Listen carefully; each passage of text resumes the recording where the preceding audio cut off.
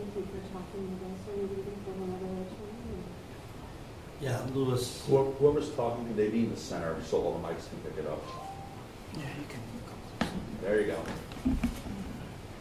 Lewis will be in there. Still not in the center. Just Can you just go in the center and have it between you? Yeah, if anyone who's talking, just go in the center so all the mics can pick it up. That's all we need. Thank you.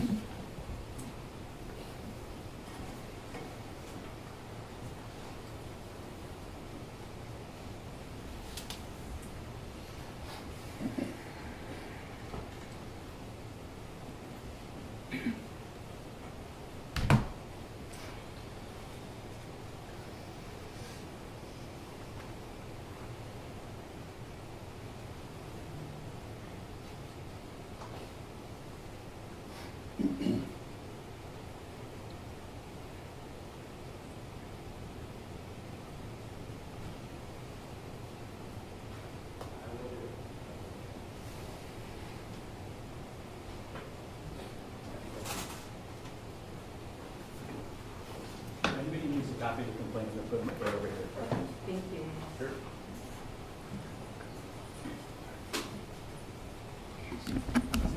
One of us in front of them.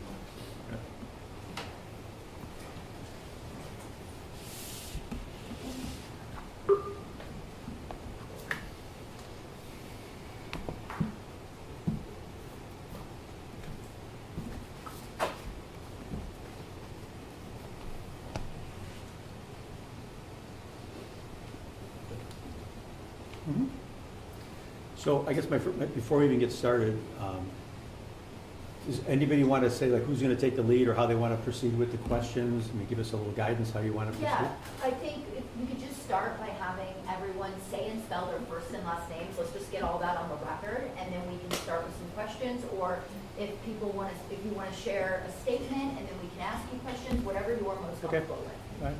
So why don't you start identifying yourself?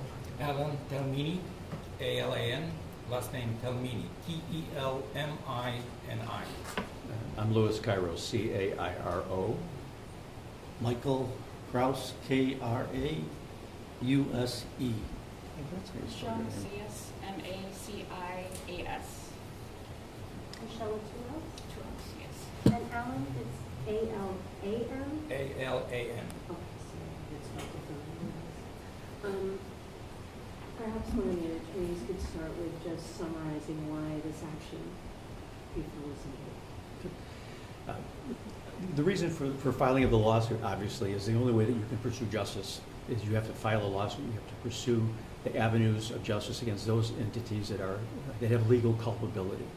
In a case of this type, where you have this horrific conduct, which is, precipitated by an abuse of alcohol, from what we've heard from all the authorities, an abuse of the laws in Illinois in terms of operating a boat.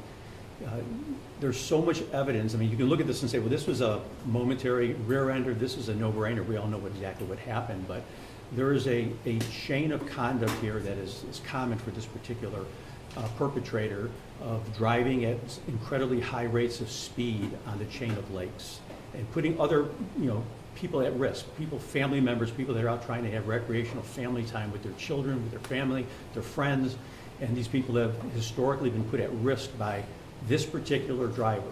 And there's dozens of establishments that sell alcoholic beverages and they sell food, and they all have ring cameras or they have surveillance, and they have means we need means of preserving the information, the evidence. So people ask, why so quick to file the lawsuit? Because we can get subpoena power, and we can subpoena check registers. We can get their all the tabs, because there's a lot of alcohol purchase, there's a lot of activities, and we need to learn it all. This is a type of a situation where, as lawyers, our job is to make sure that we leave no stone unturned. So we need to get every piece of evidence. There's an outcry to the public from the state's attorney's office, from the sheriff's department, from community development groups out there asking for anybody with information, and we are repeating that request. Anyone with information, whether it's a ring camera, it's a cell phone, it's a video, it's names of witnesses that know anything about this person's conduct, his consumption of alcohol, how he was acting, things of that nature, how he was operating the boat. We need that. The criminal justice system needs that. The state's attorney's office wants to pursue this matter to the full extent of the law. We want this matter criminally to be prosecuted to the full extent of the law. These people in this wonderful family, they get nothing out of a criminal prosecution, but the satisfaction of knowing that this perpetrator who took this beautiful woman out of this world way, way prematurely and really in a horrific way is going to pay the price, criminally. What is it that we do now? As far as?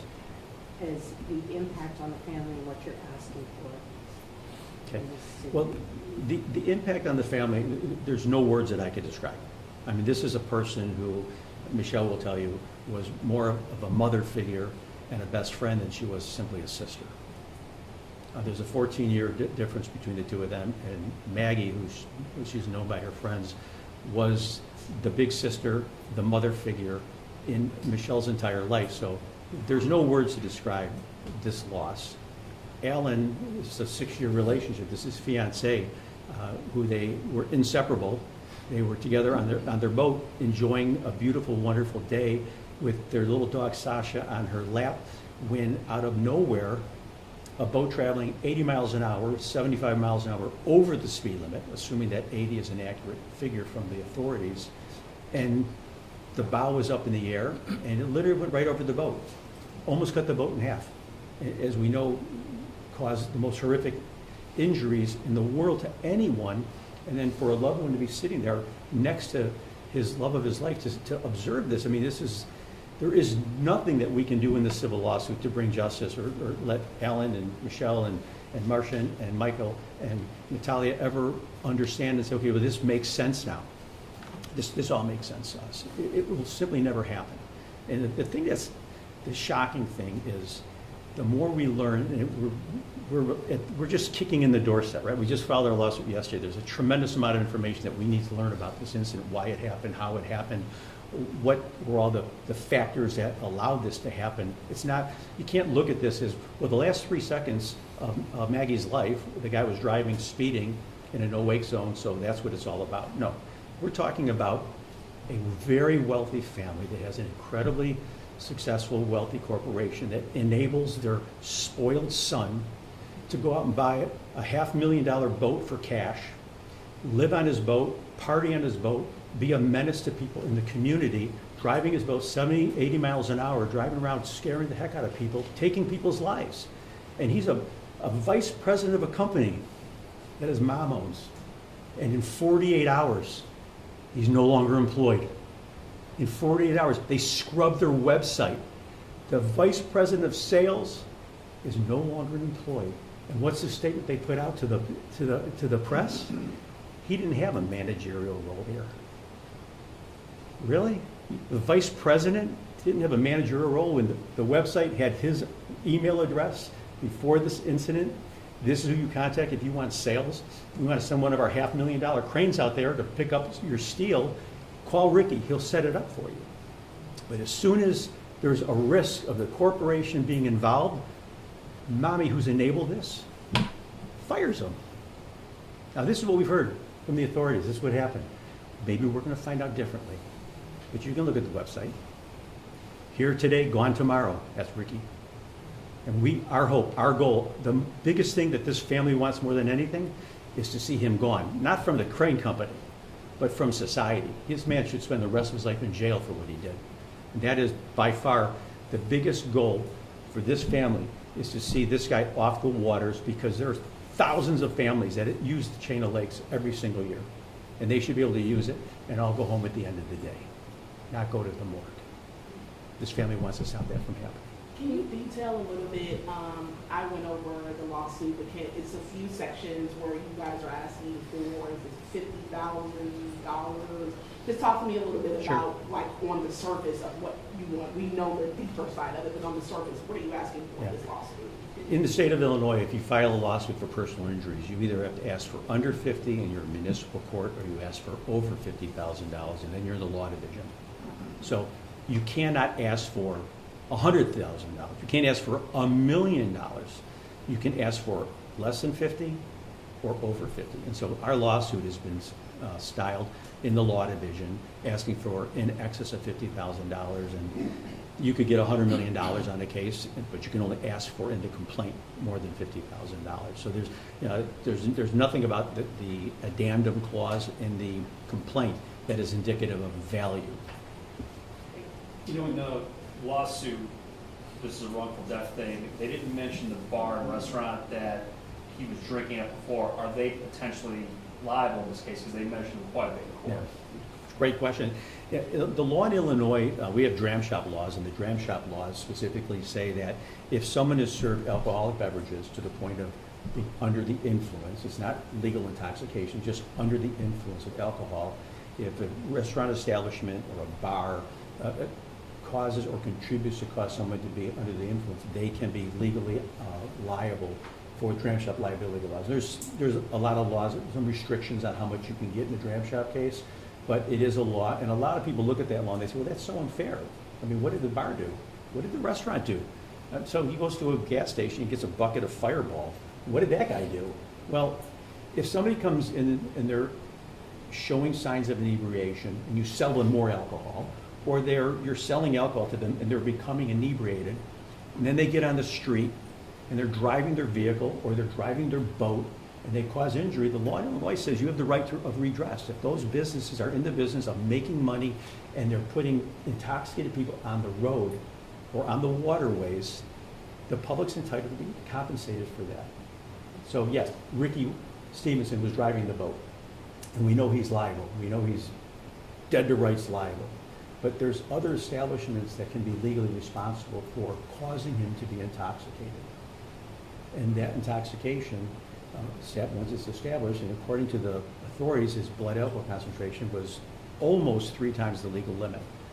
Now, we all know if we're driving the car and if we're 0.08, that's the point of legal intoxication. We're getting a DUI and we got a whole hornet's nest of problems to deal with, right? Well, when you're driving a boat, the laws are the same laws. It's the same requirement. You have to be not under the influence, because we want to make sure your faculties are sound. Most people that are sober probably don't drive 80 miles an hour in a no-wake zone with a 5-mile-an-hour speed limit. You mentioned that this motorist is on the water frequently, and that one of the goals of family house is to make sure that no one else is injured. Can you kind of discuss what you know about his history on this waterway or similar waterways, experience that he had leading up to this incident? We've talked to people that live on the chain. My partner, Mike Krause, the first time I met him 20-something years ago was, come on to my boat. He's got a big, beautiful boat on the chain. We went partying on the chain, right? We went 5 miles an hour within a wake zone, though. He's very cautious. So I've talked to people, though, that live out there. I have cousins, family out that live out there, and friends, and they all say the same thing, and it's all over social media. Everybody says, oh, everybody knows that boat. I mean, it's painted the same colors as Stevenson Crane. It's the black boat with the red motors on the back, the 1,500 horsepower motor on a pontoon boat, of all things. So mirrors the company logos and pictures, the colors rather. So everyone says, we see that boat all the time. He's always flying back and forth. And you see that boat coming, and what do you typically do? If you see him coming, get out of the way, because you know what he's going to do. So what we've learned, again, we haven't taken depositions, we don't have physical sworn statements, but we've talked to people. We've got a lot of contact with individuals who live out there and have shared their stories. There goes that guy again with the big boat, and we had somebody that sent us a video. It's like, I think it's 2:29 and 41 seconds of this boat flying down the river. Now, the accident was just after 2:30. I don't know how much time lapsed, but you can see this boat flying with the bow up out of the water. And there's a lot of history. It's not somebody who inadvertently hit the throttle. He fell forward and hit the throttle, and the boat jumped out of the water and caused this. This is a freight train going down the chain of lakes like every other holiday weekend or every other weekend for this guy. Lewis, I wonder if now is a good time to maybe hear from Alan or Michelle. Sure. Lawyers. Nobody wants to hear me talk. Lawyers are really good at talking. I'm just answering the questions, Leah. You are answering the questions. I appreciate you being here and listening to all this. Must be very difficult. I don't know who who might want to share first? We just want to hear a little bit about Magdalena. Just have them move to the center. Just have them move to the- Yeah. If you guys could- Have everybody move to the center, we're gonna talk. Okay. Yeah. Switch seats. Thank you. Thanks for doing that. We just want to make sure that we hear you. And thank you, Louis, No. for explaining. I wasn't. I don't know who wants to go first. Michelle, why don't you just talk about Magdalena a little bit? Yeah, you want to tell us a little bit about Just keep your voice up, man. She was the oldest sibling. There's a 14-year age gap, and she pretty much raised me. When she would go to Lane Tech High School, they had the half days, and I remember she was in the Spirit Booster Club, and when she would take me to school with her, everyone thought that I was her kid. And she was like, oh, she might as well be, you know, since she follows me everywhere. Since the time I can remember, I've always called my sister for everything, any stress or something with my kids. When they needed someone, they had her to go as a backup. She helped me with everything from everything, like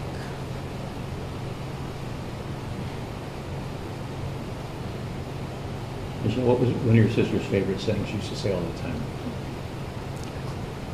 everything happens for a reason, but this didn't have to happen.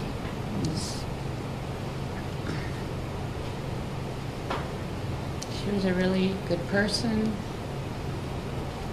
always taking care of other people for the longest time ever. I remember I used to tell her all the time, can you do something for yourself?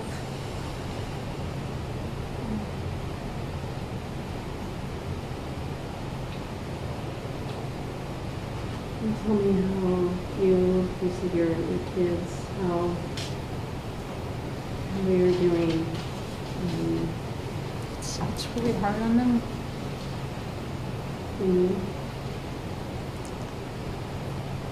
She was their second mom too. Like if they couldn't come talk to me about something, they had someone else to confide in, so they wouldn't hold anything in. So now their backup support system, all of ours is kind of not there now. So what would you like to see happen, Michelle?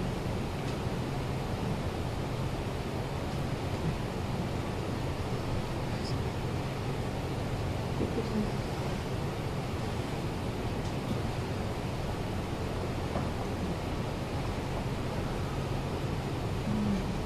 This person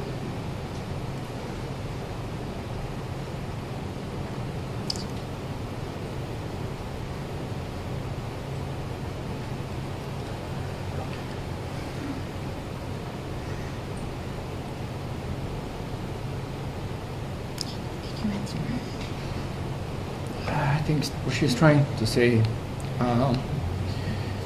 we like to see justice. And we want to make sure other people out there, they're going to enjoy and they're going to be safe on the river. It's the same thing what we were trying to accomplish, to enjoy our day on the Chain Lakes. We left Port Edwards, heading north on Fox River. About halfway, we stopped by for a swim. She was very happy to swim. We had Sasha. She jumped in the water as well with the life vest and started swimming. Anchored the boat on the sandbanks and enjoying probably for a good amount of time. After that, we decided to find a place to stop by and eat something. Enjoying the day. Heading up north, I got into the no-wake zone. I heard loud engines and I looked to the left, Maggie, and then she was gone. So I relived that moment every day, a few times.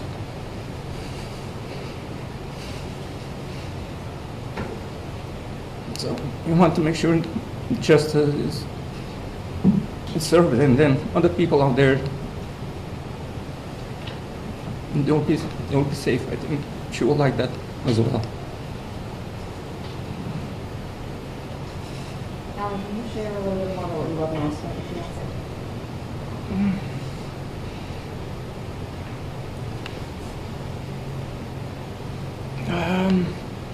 She helped everyone, including the animal shelters. She was involved with it, the Women Marine Associations, the neighbors. She loved her work. She loved spending time with family. Her smile will. She was in our life every day, and we cannot replace that. We miss her dearly every day. We have a very difficult time to deal with that. Myself, Michelle, family, her kids.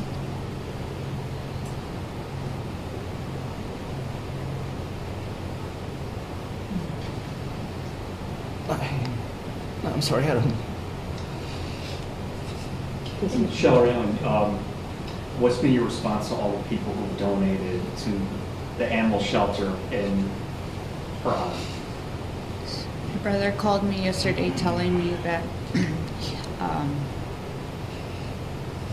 we met the amount of what we wanted to donate, and he told me to find out which two animal shelters my sister or animal sites she was very passionate about. So I know one of them is a popular one here in Chicago. I can't recall the name exactly.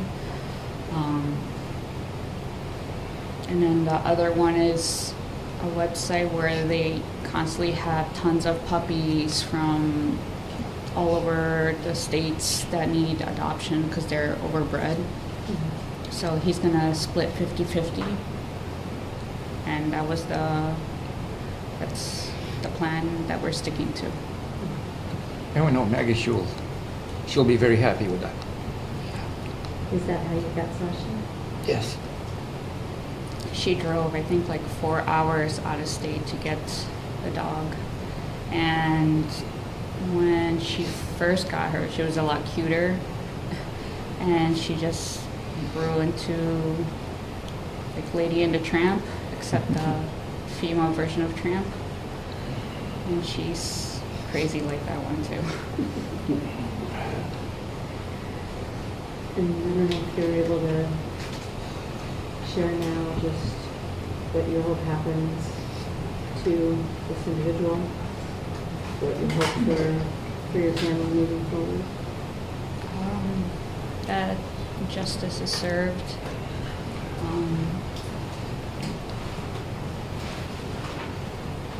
Consequences are paid. I know everyone in that neighborhood and the law enforcement, they've been trying really hard and doing the best. And I'm very grateful to them. Because I know my sister, she was very big on supporting them. And they've really been helpful. I know it's probably not easy on them as well. When did you find out about what happened? I was at home Saturday, and I got a call from my sister's phone. And when I answered, it was a deputy on the other line saying that there was an accident and to come to the McHenry Hospital because Alan was there too, and he had to talk to me about my sister. And I didn't think much of it.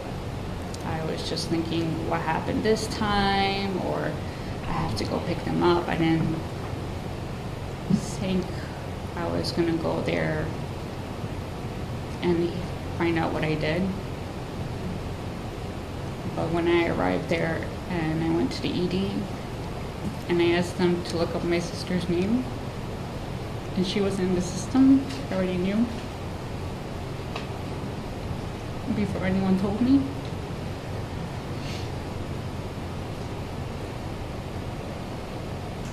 So when the deputy and the nurse came to get me, I could hear Alan in one of the rooms. And when I kept asking if I can see my sister, no one would answer.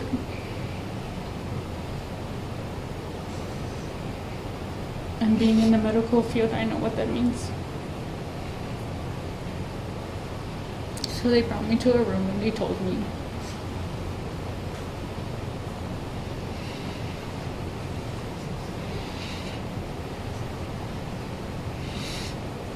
Is there anything else on your hearts or minds that you'd like to share? I wish I could hug her one more time. Or hold her hand one more time.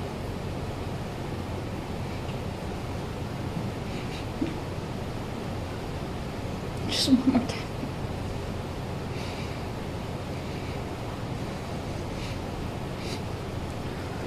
Was there something else you wanted to say? Perhaps with this occasion, maybe law enforcement. I want to say thank you first to the law enforcement and EMS for their levels.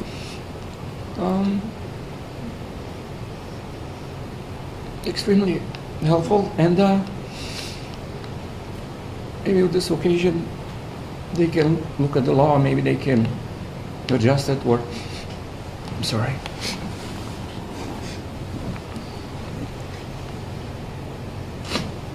They can adjust the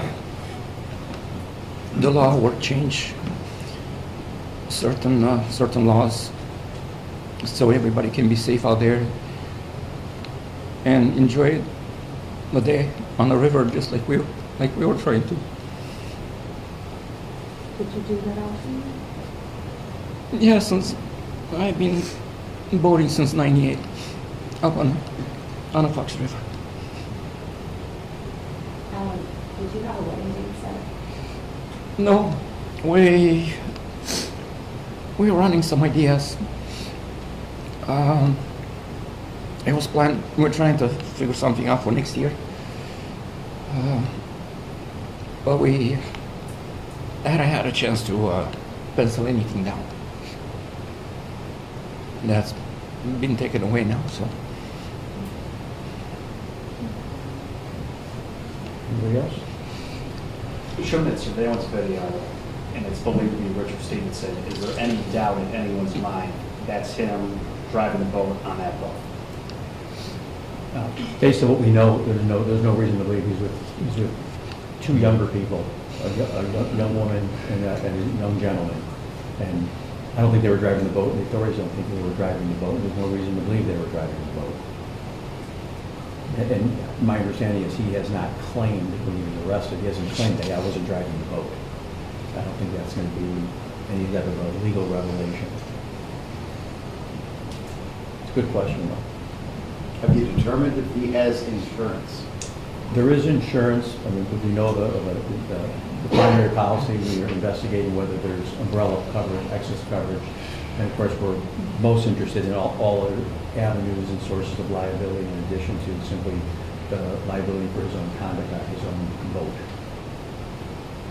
Do you know for sure he owned the boat? There was a rumor about the company owning the boat? The boat, our understanding, he bought the boat. It's titled in his name. When it was bought, it was bought in his name in, I think it was October or December of 2025. Yeah. Without a loan, no financing, just cash deal. Just about $500,000. Anybody else? Are you going to be seeking to question him in a deposition? Yes, but unfortunately, as we all know, whether you're a lawyer or not, people take the Fifth Amendment when they have criminal charges pending, right? So until his criminal charges are over, and that will probably be a while, he'll plead the Fifth, we won't be able to question him. But we will eventually, trust me. Thank you for answering my questions. Thank you very much. Thank you all for being very kind and respectful with your questions. It's been a very rough day, as you can imagine, for Michelle and for Alan, and we appreciate it. I promise them every week we'll be gentle and kind, and you didn't let me down. Thank you. Why don't you just go back and, Mike, take me back in the conference room in case anybody has any questions outside the process. I don't know if they would, but we'll be there in a couple minutes.